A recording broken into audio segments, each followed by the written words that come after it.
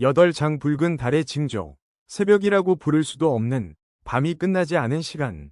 붉은 달빛이 지붕 위를 적시고 있었다. 불빛조차 바람에 흔들려 작은 집은 그림자에 삼켜진 듯 아늑하면서도 불길했다. 진무현은 숨을 억지로 가라앉히며 앉아 있었다. 방 한가운데에서 벌어진 전투는 이미 피로막이 내렸다. 3명의 살수들은 모두 쓰러졌고 방 안 공기는 칼린 피냄새와 독한 살기로 무겁게 드리워져 있었다. 추성표가 쓰러진 살수의 목을 짚으며 말했다. 살아있긴 하다. 내공이 깊어 쉽게 죽진 않았군. 이 자들이 살아있다면 무연히 낮게 숨을 들이켰다. 더 강한 자들이 반드시 뒤따라옵니다. 춘추를 다 잊은 듯한 이 작은 마을까지 강호의 피비린 자들이 손을 뻗친다는 사실이 설벽 관문이 왜 멸문했는지를 더욱 실감하게 했다. 추성표는 한숨을 길게 내쉬었다. 혈울루가 움직였다면 강호에서 조용한 곳은 아무데도 없겠지. 그때였다. 이란이 아이를 아는 채 조심스럽게 다가왔다. 그녀의 목소리는 떨리고 있었다. 무현 공자, 이 아이, 방금 잠깐 눈을 떴는데요. 무현은 급히 시선을 돌렸다. 상처라도 있습니까? 아니요. 그런데 눈동자가 잠깐 이상했습니다. 이상했다니. 이란은 아이를 조심스럽게 들어올려 무현에게 안겼다. 작은 눈꺼풀이 떨리더니 아이가 희미하게 눈을 뜨기 시작했다. 순간 무현과 추성표의 숨이 멈췄다. 아이의 눈동자 속 붉은 달의 빛과 똑같은 별표 붉은 윤광 별표 이번쩍 스쳤다. 이건 무현의 목이 잠시 굳었다. 설벽 문서에서 봤던 그 징조? 추성표는 천천히 뒤를 돌아 살수의 옷자락을 뒤집었다. 혈울루의 문양 아래 작게 새겨진 글씨가 있었다. 혈주가 찾는 자, 천혈지야. 하늘이 피로 태어난 아이. 추성표는 손에서 그 글씨를 내려놓으며 중얼거렸다. 이 아이, 단순한 혈통이나 기연이 아닐지도 모르겠군. 무연의 심장이 크게 울렸다. 스승이 마지막으로 남긴 말이 떠올랐다. 무연아, 이 아이를 지켜라. 이 아이는 강호의 흐름을 바꿀 씨앗이다. 무연은 아이를 품에 더 단단히 안았다. 스승님, 결국 이런 일까지 보셨던 겁니까? 9장 혈울루 정예. 그림자의 서다. 문 밖에서 갑자기 별표 파삭, 별표 바스러지는 소리가 들렸다. 눈이 밟히는 소리. 그러나 단순한 발소리가 아니었다. 마치 그림자가 걷는 듯 무언가가 바람에 섞여 있었다. 추성표가 즉시 검을 들었다. 왔군. 선발대가 아니라 정예다. 복도 밖으로 한 남자가 천천히 모습을 드러냈다. 붉은 비단이 아닌 검붉은 가죽 갑옷. 몸 전체를 천처럼 가린 검은 망토. 얼굴은 반쯤 가면으로 덮여 있었다. 혈울루제 이혈수. 월인. 그의 목소리는 죽은 자처럼 낮았다. 추성표는 얼굴을 굳혔다. 월인이 여기까지 내려오다니 혈주가 직접 움직이려는 모양이군. 월인은 가면 너머로 시선을 돌리며 말했다.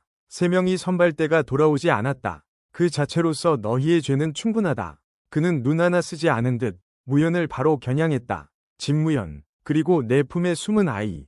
혈주는 그 아이를 반드시 데려오라 명하셨다. 무연은 아이를 더욱 끌어안았다. 무슨 이유로 그 아이를? 혈울루가 왜 갓난아기를 노리는 것이지? 월이는 입꼬리를 살짝 올렸다. 웃음인지 조소인지 알 수 없는 싸늘한 움직임.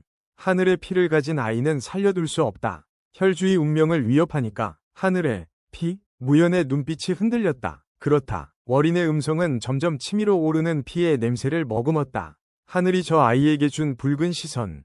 천혈의 시선이라 부르는 그 눈동자는 강호에서 오직 혈주만이 가져야 한다. 무연은 손등에 힘을 다해 아이를 감쌌다. 그렇다면 절대로 넘길 수 없습니다. 월이는 천천히 손을 들어 올렸다. 좋다. 그렇다면 네가 먼저 죽어야겠지. 그 말과 동시에 방 안의 그림자가 전부 뒤틀렸다. 사람의 그림자, 물건의 그림자, 벽에 붙은 빛의 흔적까지 하나도 빠짐없이 몽땅 월인의 발밑으로 빨려 들어갔다. 추성표가 이를 바짝 갈았다. 역시 월영도 위 달인. 월인의 몸이 눈앞에서 사라졌다. 아니, 별표 그림자 속으로 들어간 것 별표이었다. 10장 그림자 속에서 오는 살기. 무연아, 몸 조심해라. 월영도는 보이지 않는 살기다. 추성표가 경고했지만 이미 늦었다. 바닥에서 그림자가 튀어올랐다. 그림자 속에서 칼날이 솟구치듯 떨어졌다. 촤악, 무연은 간신히 몸을 비틀어 피했다. 옆에 있던 나무 기둥이 순식간에 두 동강이 났다. 아무리 봐도 안 보인다. 그림자 자체가 공격을 한다고? 월인의 목소리가 사방에서 울렸다. 설벽의 신법이 깨어났다 들었다. 흥미롭긴 하지만 그림자에서 또다시 칼날이 떨어졌다. 그 따위로 날 베기는 불가능하다. 무연은 땀을 뚝뚝 흘렸다. 그림자에 스며드는 살기는 보이지 않았다. 공격을 맞추기조차 어려웠다. 하지만 무연은 살짝 미소 지었다. 보여. 설벽 신법이 깨어난 뒤 그의 시야는 바뀌었다. 보이지 않는 흐름이 보였다. 내공의 결, 살기의 방향, 그리고 달빛의 틈, 붉은 달빛이 흔들리는 아주 미세한 틈 하나.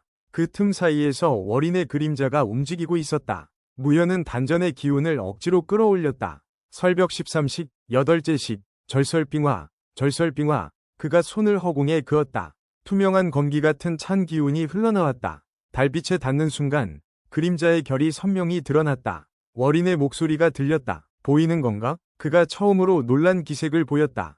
보이지 않는 줄 알았나 보지. 무연이 낮게 말했다. 난 보인다. 그 말과 함께 팟! 무연은 그림자가 있는 방향으로 몸을 던졌다. 월인 역시 반격했다. 그림자에서 칼날이 솟구치며 무연의 가슴을 파고들었다. 촤악! 옷이 찢어지고 피가 튀었다. 그러나 무연은 멈추지 않았다. 몸이 부들부들 떨렸지만 그의 손끝은 더 차갑고 날카로워졌다. 네가 공격하는 순간 그림자의 길이 아주 잠깐 드러난다.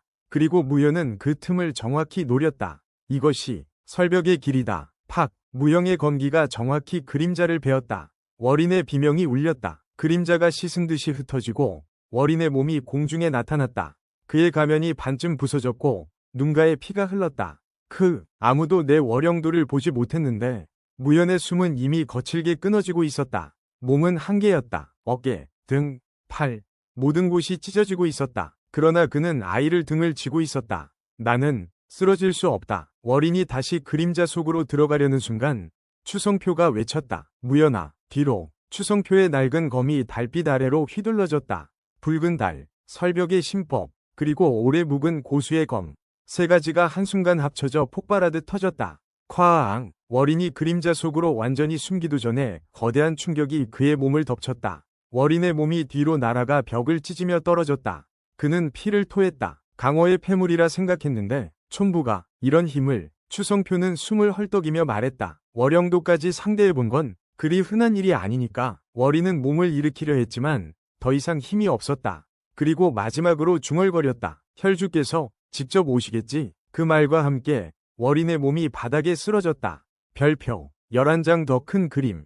전투가 끝나자 추성표는 부들부들 떨리는 손으로 검을 내려놓고 바닥에 주저앉았다. 이 늙은 몸으로 이런 싸움을 또 하게 될 줄이야. 이란이 두 사람을 달려와 부축했다. 영감, 괜찮으세요? 어디 다치신 데는? 괜찮아. 근데 문제는 추성표는 아이를 안고 있는 무연을 보았다. 이 싸움이 이제 시작이라는 거지. 무연은 피투성이가 된 채 아이를 지켜보고 있었다. 아이의 눈동자는 다시 평범한 검은빛으로 돌아가 있었다.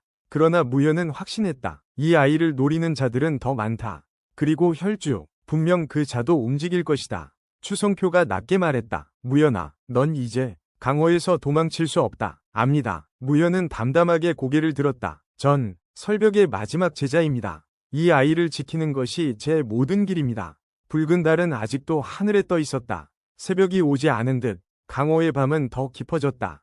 그리고 그 속에서 강호를 뒤흔들 거대한 피의 물결이 조용히 움직이기 시작했다.